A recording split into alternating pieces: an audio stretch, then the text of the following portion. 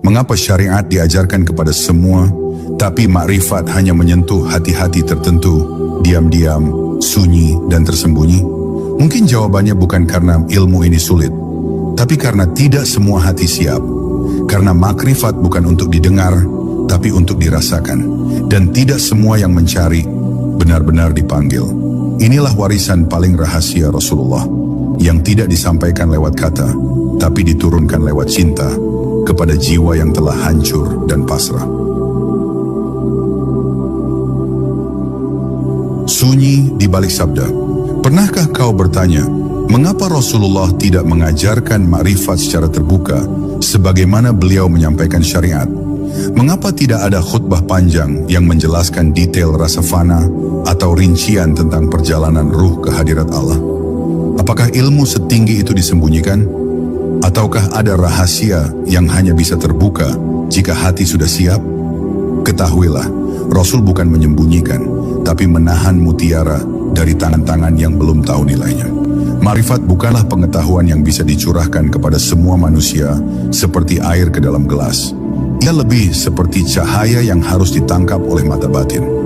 Bila hati masih tertutup oleh dunia, maka meskipun dia mendengar kalimat-kalimat tertinggi, ia akan menganggapnya dongeng belaka.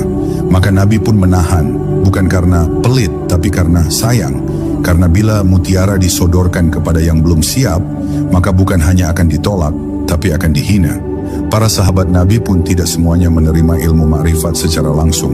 Hanya beberapa ruh terpilih yang diberi jalan ke dalam rasa terdalam, seperti Abu Bakar, Ali, Salman Al-Farisi, dan Bilal. Mereka tidak belajar makrifat lewat kata-kata, tapi lewat kejadian demi kejadian yang menggetarkan jiwa. Lewat tangisan dalam sujud, lewat diam di padang pasir, lewat cinta yang meleburkan diri di hadapan kekasih sejati. Makrifat bukan diajarkan, tapi diturunkan dalam sunyi. Jika engkau perhatikan, Rasul lebih banyak berbicara tentang akhlak, ibadah, dan tauhid secara lisan. Tapi ketika berbicara tentang hakikat, beliau menggunakan simbol, isyarat, dan diam. Pernah Rasul bersabda, ada satu ilmu yang jika aku sampaikan, kalian pasti akan memenggal kepalaku. Apakah itu?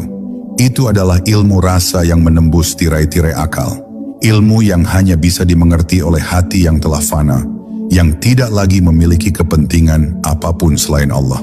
Makrifat bukan sekadar ilmu tinggi, ia adalah perjalanan ke dalam. Dan tidak semua orang siap masuk ke dalam dirinya sendiri. Karena untuk masuk, seseorang harus berani kehilangan nama, kehormatan, bahkan pikirannya. Maka jika ada yang ingin tahu